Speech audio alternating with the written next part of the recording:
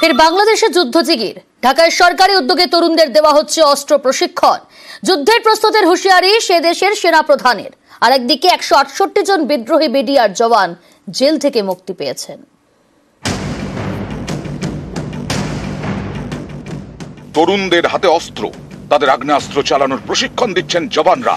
এ ছবি বাংলাদেশের রাজধানী ঢাকার। তরুণদের যুদ্ধের জন্য তৈরি করছে ইউনূস সরকার। এভাবেই যুদ্ধজিগির তুলছে বাংলাদেশ। গণপ্রতিরক্ষা বলতে কিন্তু সীমান্ত প্রতিরক্ষা বোঝায় না। নাগরিকদের প্রতিরক্ষা, নাগরিকদের এগিয়ে নিয়ে যাওয়া, তাদের সমস্ত কার্যক্রমগুলিকে সংগঠিত করা এবং বাংলাদেশকে গড়ে তোলা। এই প্রশিক্ষণের মাধ্যমে ডিসিপ্লিন শিখবেন না, আপনাদের কাজগুলি হবে বিভিন্ন প্রায়োগিক দিক থেকে, ক্যাপাসিটি বিল্ড আপের দিক থেকে এবং সর্বোপরি বাংলাদেশকে কিভাবে গড়ে তোলা যায় সেদিক থেকেও। একদম প্রাথমিক স্টেজে মৌলিক যে প্রতিরক্ষা সেটা শেখার জন্য এসেছি, যাতে আমাদের ভবিষ্যতে দেশে যদি কোনো সংকট আসে, বহিরা কোনো দেশ যদি দেশে আক্রমণ করে, সেক্ষেত্রে যেন আমরা দেশের পাশে দাঁড়াতে পারি, দেশকে যেন রক্ষা করতে পারি, সেজন্য আমরা ট্রেনিংটা শিখছি। বাংলাদেশের তরুণদের আগ্নেয়াস্ত্র নিয়ে প্রশিক্ষণ, আর সে দেশের সেনা প্রধানের গলায় যুদ্ধের হুঁশিয়ারি।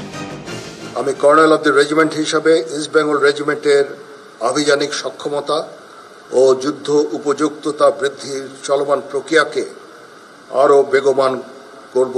যুদ্ধোপযোগী এবং আধুনিক প্রযুক্তির যে কোনো প্রয়োজনীয় যুদ্ধাস্ত্র সরঞ্জাম যোগান দেওয়ার ব্যাপারে আমি সর্বদা সচেষ্ট থাকব। সম্প্রতি বাংলাদেশের 6 সেনাকর্তা গোপনে পাকিস্তানে যান। তারপর পাকিস্তানের এক প্রতিনিধি দলও ঢাকায় পৌঁছেছে। জানা গেছে এই দলে পাকিস্তানের গুপ্তচর সংস্থা ISI এর প্রধান লেফটেন্যান্ট জেনারেল আসিম মালিকও আছেন। বৃহস্পতিবার 168 জন বিডিআর জওয়ানকে জেল থেকে মুক্তি দেয় ইউনূস সরকার। 2009 থেকে তারা বন্দী ছিলেন। সে বছর ফেব্রুয়ারিতে বিদ্রোহ করেন একদল বিডিআর জওয়ান। তৎকালীন মেজর জেনারেল সহ 57 জনকে হত্যা করা হয়। মোট 74 জনের দেহ উদ্ধার হয়।